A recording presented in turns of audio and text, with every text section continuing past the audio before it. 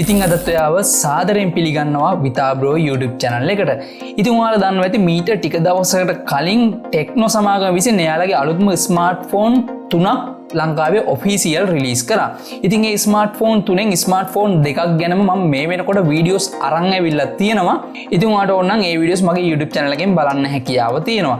කොහොම වුණත් අද මම මේ වීඩියෝ එකෙන් කතා කරන්න යන්නේ රුපියල් 35000කට අඩුවෙන් මිලදී ගන්න පුළුවන් මෙයාලගේ Tecno Spark 7 කියන ස්මාර්ට්ෆෝන් එක ගැන. ඉතින් එහෙනම් වැඩි කතා නැතුව අපි යන් වීඩියෝ එකට.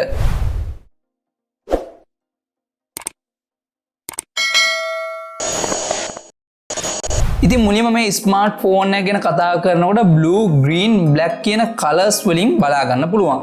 ඒ වගේම තමයි ෆෝන් එකේදී matte finish එකක් සහ මිලිමීටර් 9.5 දෙකක thickness අගයක් සමක ග්‍රෑම් 190ක weight එකක් බලා ගන්න පුළුවන්. ඒ වගේම තමයි මේකේදී එකම කලර් එක dark සහ light විදියට වෙනම පේන ඩිසයින් එකක් තමයි මෙන්න මේ ස්මාර්ට්ෆෝන් එකට දීලා තියෙන්නේ. ඉතින් ඇත්තටම මේකෙත් අමුතුම ලස්සනක් බලා ගන්න පුළුවන්. ෆෝන් එකේ දකුණු අත පැත්තෙන් volume rocker එක සහ power button එක තියෙනවා.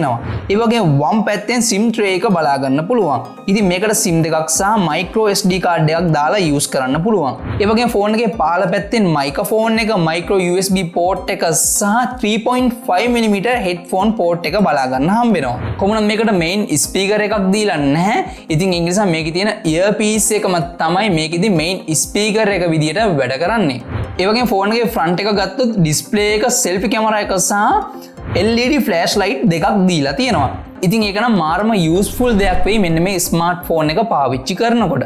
ඒ වගේම ෆෝන් එකේ පිටිපස්ස ගත්තොත් මේන් කැමරා සෙටප් එක, ෆින්ගර්ප්‍රින්ට් සෙන්සර් එක සහ පහළට වෙන්න Tecno Spark කියලා ලස්සනට print කරලා තියෙනවා බලා ගන්න පුළුවන්. ඉතින් ෆෝන් එක ගත්තයින් පස්සේ ෆෝන් එකේදී water resistant පාසුකම් බලා ගන්න හම්බෙන්නේ නැහැ. ඉතින් ඒක නිසා ෆෝන් එක පාවිච්චි කරනකොට වතුරට එහෙම වට ගන්න එපා. ඉතින් ඊට අමතරව මේකේ ඩිස්ප්ලේ එකට මෙයාලා වෙනම glass protection එකක් දීලා නැහැ.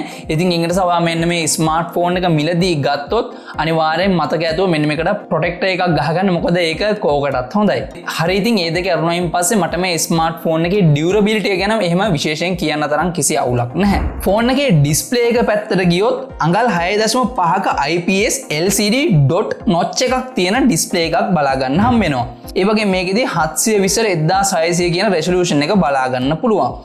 ඒ වගේම තමයි ෆෝන් එකේදී 480 nits brightness level එකක් තියෙනවා. ඉතින් මෙන්න මේ දේවලුත් එක්ක මෙන්න මේ ස්මාර්ට්ෆෝන් එකේදී ඔයාලට ගොඩක් හොඳ ඩිස්ප්ලේ එක්ස්පීරියන්ස් එකක් අරගන්න පුළුවන්. ෆෝන් එකේ ප්ලැට්ෆෝම් එක ගැන කතා කරොත් 2GB RAM එකක් එක්ක 32GB internal storage එක තියෙන ස්මාර්ට්ෆෝන් එකකුත් 4GB RAM එකක් එක්ක 64GB internal storage එක තියෙන ස්මාර්ට්ෆෝන් එකකුත් බලා ගන්න හම්බ වෙනවා.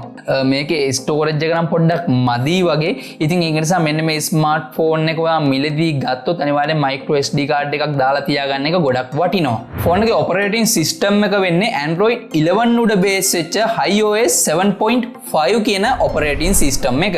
ෆෝන් එකේ chipset එක වෙන්නේ MediaTek Helio A25 කියන chipset එක.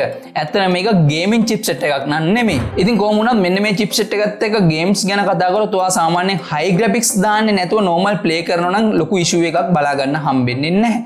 හැබැයි social media වලට normal පාවිච්චි කරන්න වගේ නම් මෙන්න මේ chipset එක ගොඩක්ම හොඳ chipset එකක් කියලා කියන්න පුළුවන්. ඉතින් ඇත්තම කිව්වොත් මම උනත් smartphone එකක game එකක් play කරනකොට high graphics දාලා play කරන්න යන්නේ නැහැ. මම හිතනවා මේ වීඩියෝ එක බලන ඔයත් high graphics දාලා games play කරන කෙනෙක් නෙමෙයි වෙන්නේ නැති. කොහොම වුණත් මේ ෆෝන් එකේ මිලත් එක්ක බලනකොට ඇත්තටම ගොඩක් හොඳ මට්ටමක ගේමින් එක්ස්පීරියන්ස් එකක් උනා මෙන්න මේ ස්මාර්ට්ෆෝන් එකේදී අරගන්න හැකියාව තියෙනවා. ෆෝන් එකේ CPU එක විදිහට තියෙන්නේ octa-core CPU එකක්. ඒ වගේම GPU එක වෙන්නේ Power VR කියන GPU එක. හරි. දැන් අපි ෆෝන් එකේ කැමරා ගැන කතා කරොත් මෙන්න මේ ස්මාර්ට්ෆෝන් එකේදී 8 megapixel selfie කැමරා එකක් බලා ගන්න පුළුවන්. ඊට අමතරව මේකේ front එකේදී LED flashlight දෙකක් බලා ගන්න හම්බ වෙනවා. ඉතින් ඒක නිසා ඔයාලට මෙන්න මේ ස්මාර්ට්ෆෝන් එක පාවිච්චි කරලා selfie එකක් ගත්තත් ගොඩක් හොඳ quality එකේ ගොඩක් හොඳ ලයිට්ස් එක්ක මෙන්න මේ selfie එකක් අරගන්න පුළුවන්. ඒ වගේම තමයි ඔයා මේ selfie camera එක පාවිච්චි කරලා වීඩියෝ එකක් රෙකෝඩ් කරලා 1080p quality එකේ වීඩියෝස් මෙන්න මේ selfie camera එක පාවිච්චි කරලා සහ මෙන්න මේ තියෙන LED flashlight දෙක on කරලා වුණත් ඔයාට මේකෙදි වීඩියෝස් රෙකෝඩ් කරගන්න පුළුවන්. ඊළඟට මේකේ තියෙන main camera setup එක ගැන කතා කරොත් මෙන්න මේ smartphone එකේදී 16 megapixel dual camera setup එකක් බලා ගන්න පුළුවන්. ඒ වගේ මෙන්න මේ කැමරා එකත් auto focus කැමරා එකක්. ඊට අමතරව මේකේ AI cam, short video, beauty සහ portrait කියන moods ගණනාවක් මෙන්න මේ කැමරා setup එකේදී අපිට බලා ගන්න හම්බ වෙනවා. ඉතින් මෙන්න මේ තියෙන කැමරා setup එක පාවිච්චි කරලා වුණත් ඔයාලට අවශ්‍ය කරන විදිහේ ගොඩක්ම හොඳ quality එකේ photo එකක් අරගන්න පුළුවන්. ඒ වගේම තමයි මෙන්න මේ main කැමරා setup එක හරහා ඔයා වීඩියෝ එකක් record කරොත් ඔයාට අවශ්‍ය කරන subject එක focus කරලා අනිත් සියලුම දේවල් blur වෙන විදිහේ ගොඩක් හොඳ quality එකේ 1080p quality වීඩියෝ එකක් record කරගන්න පුළුවන්. ඉතින් ඇත්තටම මිලත් එක්ක බලනකොට ගොඩක්ම හොඳ quality එකේ කැමරා setup එකක් තියෙන ස්මාර්ට්ෆෝන් එකක් විදිහට මෙන්න මේ Tecno Spark 7 කියන ස්මාර්ට්ෆෝන් එක හඳුන්වන්න පුළුවන්.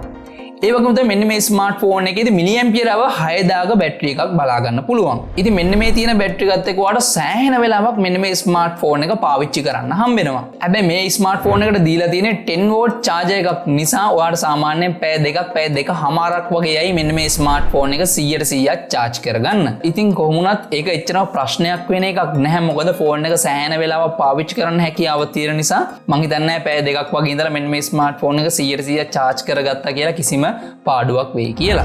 හරි ඉතින් ඔන්න ඔය විදිහට තමයි අපිට Tecno Spark 7 කියන ස්මාර්ට්ෆෝන් එක ගැන ප්‍රධාන වශයෙන් කතා කරන්න තියෙන්නේ. ඉතින් මේ ස්මාර්ට්ෆෝන් එක මිලදී ගන්න details links වගේ දේවල් මම පල්ලෙහා description එකෙන් දාලා තියන්නම්. ඔයාට ඕනේ නම් එතනට ගිහිල්ලා මෙන්න මේ ස්මාර්ට්ෆෝන් එක ඔයාගේ ගෙදරටම ගෙන්න ගන්න හැකියාව තියෙනවා. ඒ වගේම තමයි වීඩියෝ එක හොඳයි නම් like කරන්න, යාළුවෙකුට බලන්න අනිවාර්යෙන් share කරන්න සහ මේ වීඩියෝ එක ගැන ඔයාගේ අදහස මොකක්ද කියලා අනිවාර්යෙන් පල්ලෙහා comment section එකකින් comment එකක් දාන්න. ඒ වගේම තමයි Facebook සහ Instagram එකට ගිහිල්ලා අනිවාර්යෙන් Vitha bro follow කරන්න. මගේ වීඩියෝස් ඉදිරියේදී බලන්න කැමති නම් දැම්ම පල්ලෙහා තියෙන රතු පාට subscribe කියන බටන් එක ඔබලා ඒකේ හැපැති තියෙන bell icon එකට all කියලා දාලා තියාගන්න. එහෙම වුණොත් මගේ වීඩියෝස් ඔයාලට ඉදිරියේදී බලා ගන්න පුළුවන්. ඉතින් එහෙනම් අද වීඩියෝ එකත් එක්ක එකතු වුණාට ගොඩක් ස්තුතියි. තවත් මේ වගේ වීඩියෝ එකක් ඉක්මනින්ම අරගෙන ආයෙත් හමුවෙමු. subscribe කරලා තියාගන්න.